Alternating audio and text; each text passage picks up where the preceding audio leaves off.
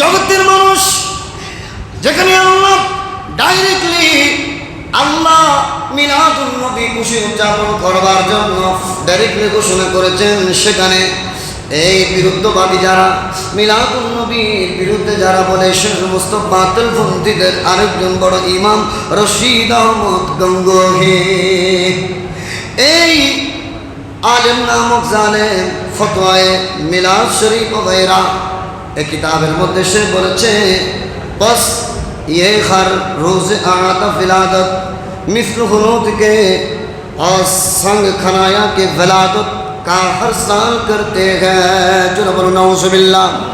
प्रत्येक दिन मिलादुन नबी तथा मिलाद महफिल करा এটা নাকি হিন্দুদের জন্মাষ্টমীর মতো। আর জোরে বলেন না, এত বড় দৃষ্টতা ওরে কোনো বিধর্মী দেখাই নাই, জোরে বলেন ঠিক কিনা।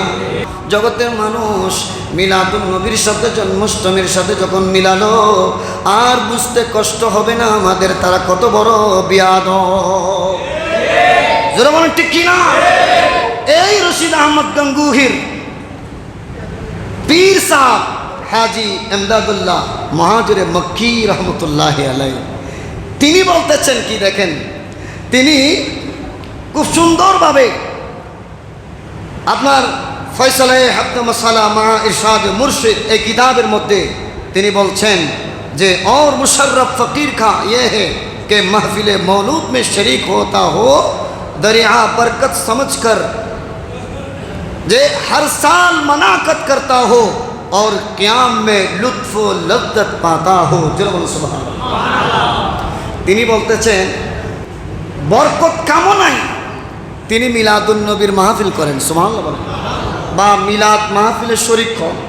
মিলাদ মাহফিল করেন কিসের আশায়? বরকত সমঝকর, বরকত পাবার আশায়।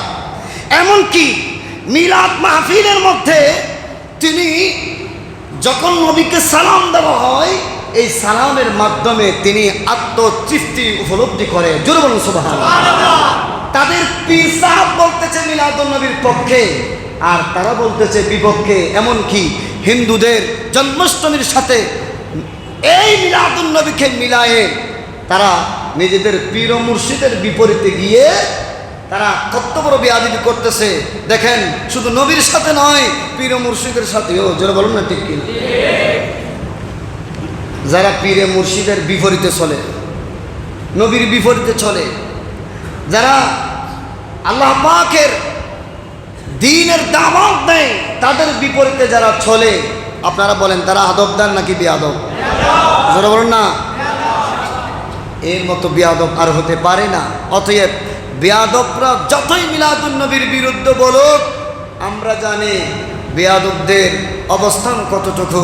বেয়াদবদের অবস্থান হলো বেয়াদবি করা, আর আদবদারদের অবস্থান হলো জান্নাত পর্যন্ত।